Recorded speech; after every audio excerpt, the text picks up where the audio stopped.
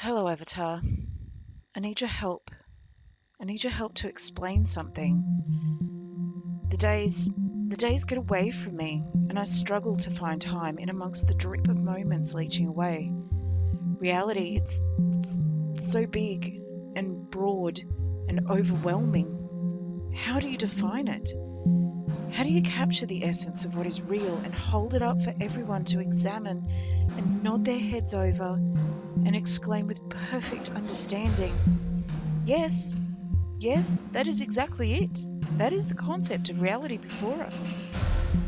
How do I explain to people the slipping between, that between a first life and a second life, there is a morass through which we glide so effortlessly, and that morass is a journey unto itself that we barely register in the moments it takes to traverse it.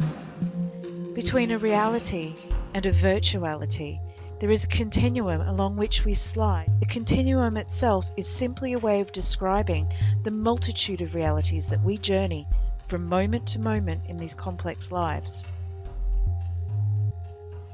How do I explain that it is all real?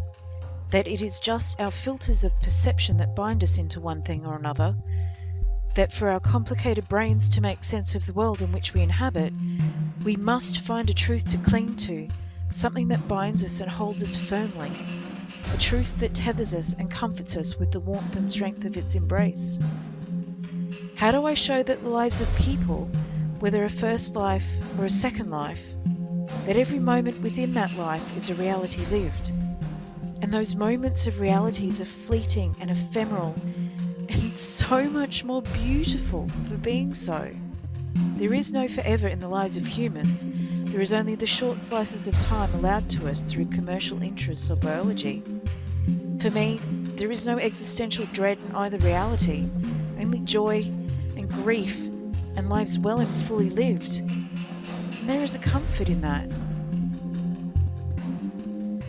How do I explain that we are representative of something more? That the avatar is a representation, just as our physical bodies are also representations, but that both of these things, and yet neither of these things, are the lie. Descartes says that doubt is the foundation of our existence, that we must accept the lie and live in the madness, but that the way through the madness is to find the one truth that is undeniable and irrefutable, that we think, therefore we are. It is from this one essential truth that our realities are built. Everything else must be reasoned into existence. This chair, this table, this cup of coffee, do any of them truly exist? Or do I just think they do? When reality is a matter of perception and reflection, of a consensus or even a contention, which reality is truly real? And does it really matter? Plato gave us the allegory of the cave, which reveals to us that we may think and believe we are in one reality, but in being led from the cave we realize that reality is so much more than our own narrow focus of vision. Then to take that allegory further, how do you then retreat back into the cave and explain that reality is not this or that, but rather only what we perceive? That is a thought that in turn leads me back to the beginning. How do I capture the essence of all of that? How do I show the beauty and the madness and the moments within that define the blending and meshing of our online and offline realities that make them all one and the same? Well, for a start, you need to wake up, Avatar, so we can show the rhythm of our days. Do you feel like it's less real than your real life? Or do you feel like it's sort of, when you're in here, that it is real? To me, it is real. Like, I don't shut off my feelings for everybody when I log out.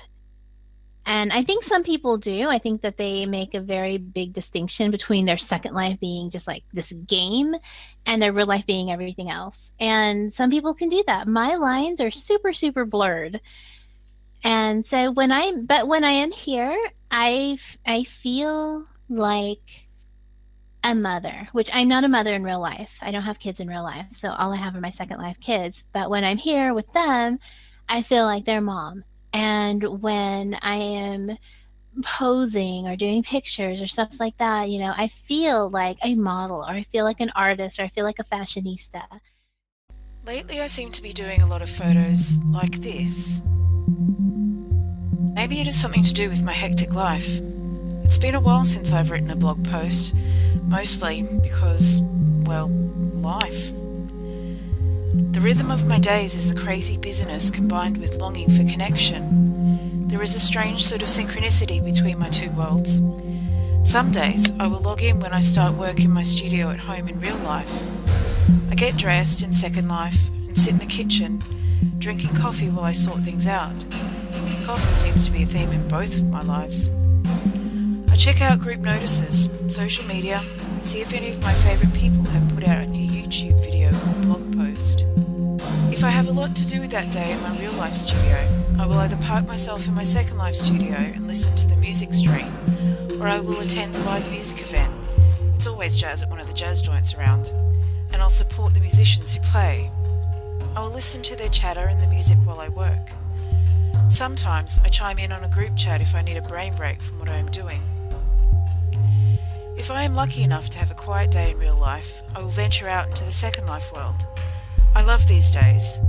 I will attend one of the many charity events happening, or visit the art galleries, or check out what is on, or immerse myself in an installation. I will also visit scenic sims. I will pull open my destination guide and randomly pick something, or go to places I have bookmarked. For me, there is not a lot of separation between my avatar and myself. My personality doesn't change between one reality and another. I have the same over-exuberance when I meet people, the need to question everything and dig out the stories that make people who they are. The beautiful and the tragic, and the humour and the joy in people attract me like a moth to the flame, and I can't ask enough questions to satisfy my gluttonous urge to understand identity and realities. Each story given and each question answered is a gift. My bad days reveal themselves with equal clarity. Days in which my social anxiety kicks in and is a damn curse to me. Everything seems askew and I am so fraught with social contact that I am either paralysed and can't talk at all, or I overreact to, well, everything. The words that tumble over themselves in a chaotically ridiculous stream, or that are completely silenced with an overabundance of paranoia and stress and a deep-seated panic that anything I say will be unequivocally the wrong thing. My physical appearances are quite different, but the things that make me are there. The tattoos and the blue hair and the glasses, for instance, all me. Small things about them change. The design and placement of tattoos, the length and style of my hair, the shape of my glasses, but they're all still pieces of reality I've brought into my virtuality. I wonder at the things we choose to keep, that which we identify as being us in particular, and those that we choose to leave behind. For some people, there is a complete transition, and quite often I've wanted to walk through the world as something other than this person I present as. Just never quite sits right with me, as if shedding my skin and my identity and wandering too far from the essence of who I am is too much change.